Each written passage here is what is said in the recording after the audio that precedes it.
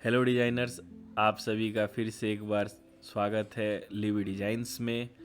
और हम लोग बेसिक टू एडवांस के क्लास 8 में पहुंच चुके हैं और इसमें हम लोग देखेंगे आगे की चीज़ें। जैसे हम लोगों ने फिर से मैं एक बार रिकॉल कर दे तो क्या क्या हम लोगों ने सीख लिया है। एनएक्स में पार्ट को ओपन करना, इसके बारे में डेटम प्लेन और इन सभी के बारे में, और स्केच के इन सभी फीचर्स के बारे में हम लोग देख चुके हैं। स्केच को कैसे ओपन करना है इसे भी हम लोगों ने देख लिया है। चलिए इसको हम लोग बाय डिफ़ॉल्ट ही इसे ओके करके ऑन करते हैं। इसमें हम लोगों ने इन सभी के बारे में जान लिया था, इन सभी के बारे में जान लिया था और इन सभी के बारे में जान लिया था। अगर आपने इन सभी के बारे में नहीं जानते हैं तो हमारा पिछला वीडियो ज़रूर देखें ताकि आपको इन सभी के बारे में जानकारी मिले। स्पेशली इन चीज़ों को जैसे ट्रिम, रेसिपी कर्व, ये जो कोई नहीं बताता है, तो इसलिए ये सब चीज़ें देखना ज़रूरी है। छोटी मोटी चीज़ें जो छूट जाती है तो उसे देखते हैं तो सही जानकारी आपको प्राप्त होगी। जैसे रिसाइज कर्व है, इन सभी का यूज काफ़ी पड़ता है और लोग इसे नहीं जानते हैं, तो इसलिए इसका उपयोग आप लोग ज़रूर पिछले वीडियो में देखें। तो चलिए आज हम लोग चालू करते हैं आज से नया चीज़ जिसका नाम है स्टूडियो स्प्लाइन।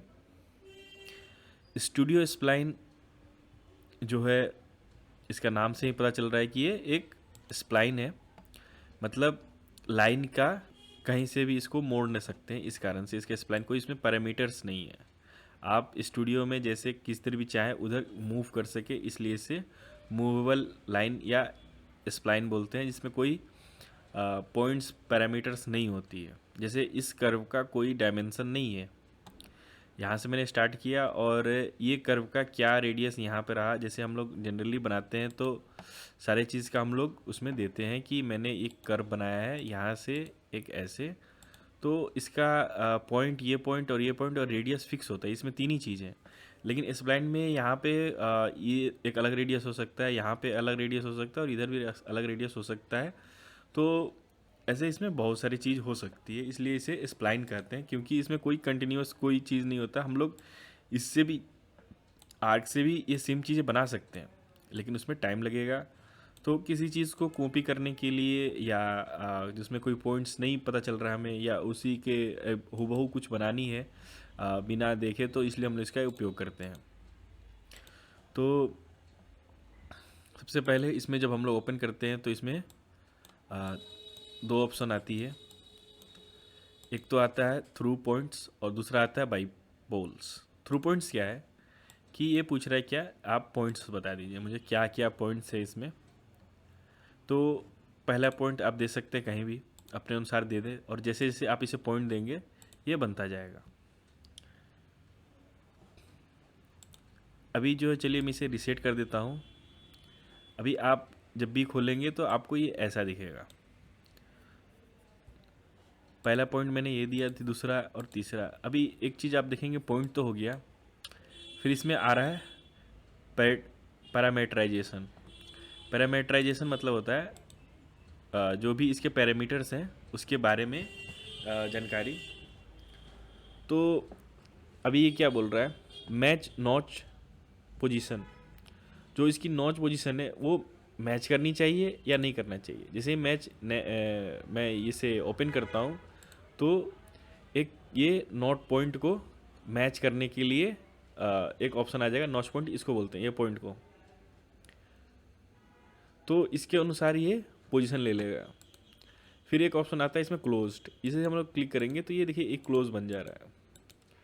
तो इसका उपयोग इसलिए, अब ये डिग्री क्या है, इसमें डिग्री होता है, जैसे इसे हम लोग ने इसे मान लीजिए 1 डिग्री कर दिया, तो ये चीज़ देखिए एक सिंगल लाइन क्रिएट हो रहा है, और इसे टोटल हम लोग 24 तक कर सकते हैं। जैसे जैसे हम लोग इसे बढ़ाते जाएंगे ये कर्व और स्मूथ होता जाएगा, मतलब बढ़ता ही जाएगा, अच्छा से बनता जाएगा। इसको टोटल हम लोग 24 ही कर सकते हैं। ये वैसा डिग्री नहीं है जैसे हम लोग जनरली देखते हैं, ये अलग सा डिग्री है और ये इस पर फिक्स रहता है। अभी देखिए मैं नॉच पॉइंट ये मैच कर रहा हूँ, तो ये इस पॉइंट से इस पॉइंट को मैच कर रहा है ये 9 डिग्री पे। लेकिन मैं छोड़ देता हूँ तो ये इस पॉइंट को मैच नहीं कर रहा है। तो आप ज़रूर इसे यूज़ करना है मैच पॉइंट को। उसके बाद फिर आगे ऑप्शन आता है WCS व्यू, वेक्टर और प्लेन और नॉर्मल। WCS कोऑर्डिनेट सिस्टम से आप इसे बनाना चाहते हैं, जैसे एक्स में बनाना चाहते हैं तो आप इसे पॉइंट देते जाएं। वाई भी सेम ही है, इसमें कोई ये नहीं है कि आप इसे 3D में बना लें, तो ये सेम ही रहता है।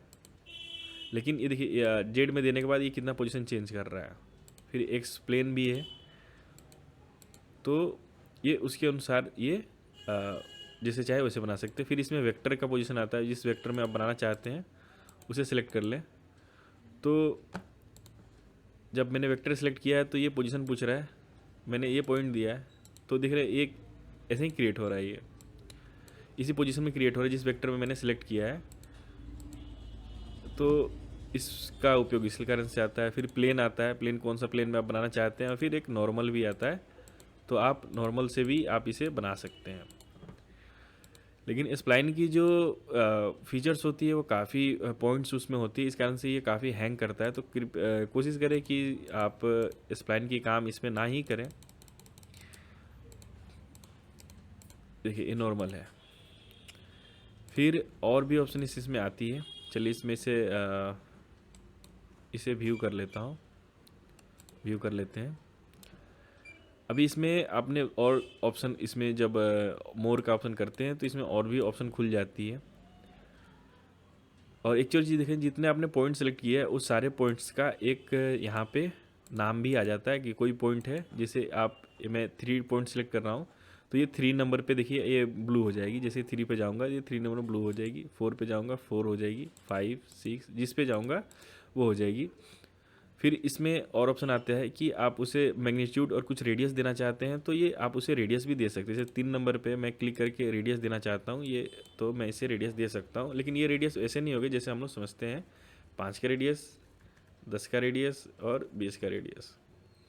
तो ये रेडियस ऐसा नहीं हो सकता है कि आप जो एग्जैक्ट देते हैं ये अपने आप टेंजेंशियली लेता है, तो इसका उपयोग उस हिसाब से आता है।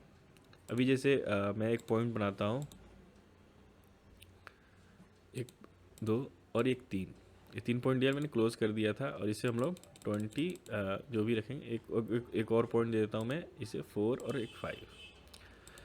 अब ये जो पॉइंट है यहाँ पे मैं जो डिग्री है वो इतना का है तो मैं इसे 20 का डिग्री करता हूँ। तो आप एक चीज़ देखो, यहाँ पे 20 का डिग्री आया है या नहीं आया है, चलिए इसे चेक कर लेते हैं। मैं एक सर्कल बना लेता हूँ 40 का यानी डाया, तो हम लोग को ये चीज़ पता चल जाएगा। ये 40 का मैंने बना लिया, तो आप देख सकते हैं ये लगभग 40 के आसपास है, लेकिन एग्जैक्ट 40 नहीं है, ये 40 का डाया नहीं है। तो ये उसी के अनुसार अपना आप जैसे यूज़ करना चाहते हैं उस हिसाब से इसे यूज़ कीजिए। लेकिन ये एग्जैक्ट उसको नहीं देगा, जैसे नॉर्मली पैरामीटर्स के अनुसार देते हैं। और इसमें मैग्नीट्यूड भी है, मैग्नीट्यूड के अनुसार आप देना चाहते हैं तो मैग्नीट्यूड के अनुसार दे दीजिए आप। जो भी इसमें मैग्नीट्यूड मतलब जो भी आप जितना डिस्टेंस देना चाहते हैं वो हिसाब से होता है। फिर इसमें और ऑप्शन आता है एक्सटेंशन। एक्सटेंशन में क्या है कि जो भी हम इसे देंगे सिमेट्रिक, मान लीजिए ऐसे दिया, और यहाँ पे हम लोग कर देंगे बाई वैल्यू। तो जितना इधर हम लोग एक पॉइंट दे सकते हैं इसे, जैसे इसको वैल्यू मैंने दिया 10 का, तो एक आगे एक लाइन खिल जाएगा। ये देखिए एक लाइन एक चला गया 10 का, सिमेट्रिक मैंने रखा है इस कारण से। अब मैं इसे सिमेट्रिक नहीं रखता हूँ तो एक वैल्यू स्टार्ट में 10 है और एंड में भी एक वैल्यू है जिसको मैं दे देता हूँ 20 का। तो आप देख सकते हैं यहाँ पे एक 20 का एक एक्स्ट्रा लाइन यहाँ पे खींचा चलो, इसलिए इसका उपयोग करते हैं। एक्सटेंशन है एक तरह का।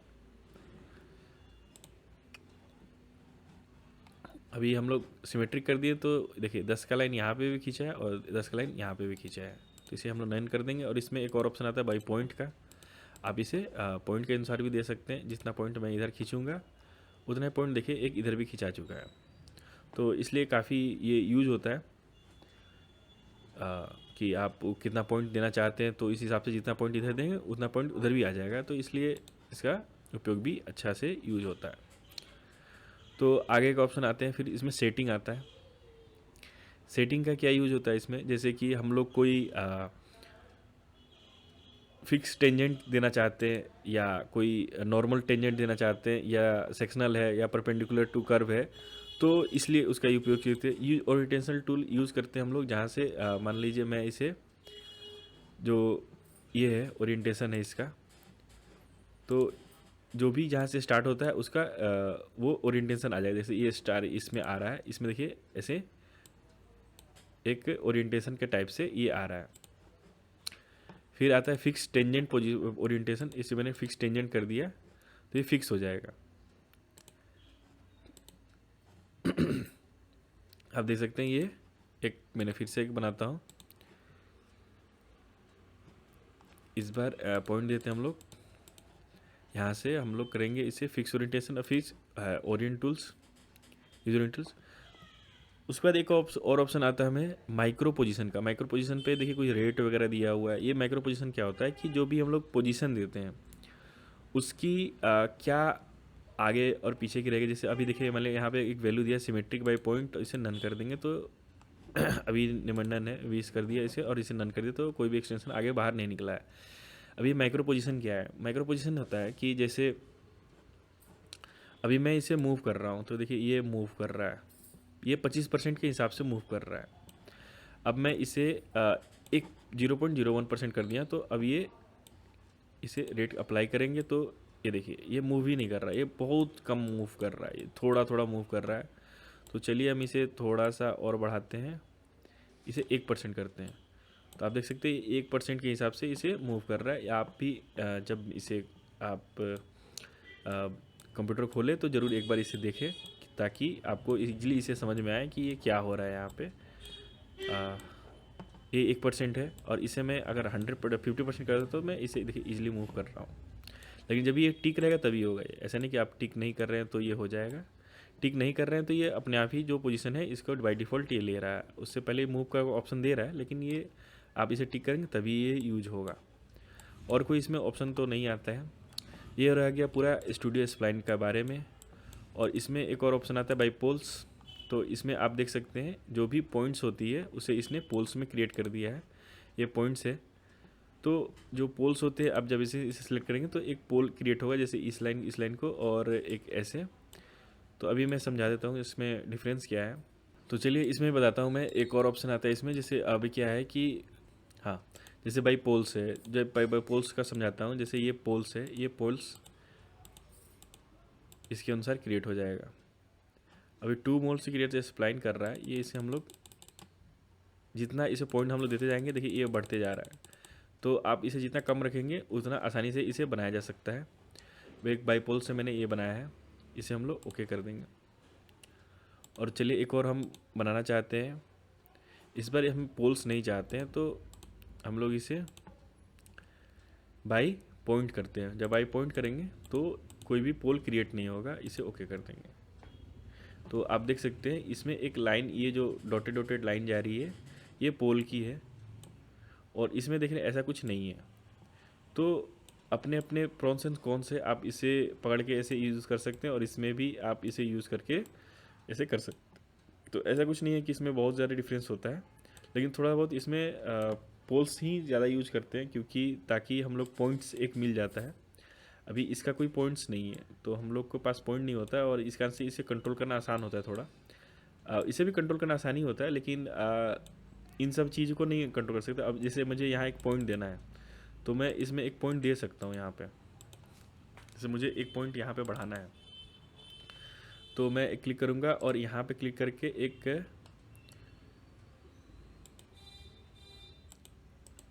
ये पॉइंट दे दूंगा, और एक पॉइंट यहाँ भी क्लिक करता जाऊँगा, तो इसके अंदर और भी पॉइंट्स क्लिक होते जाएंगे।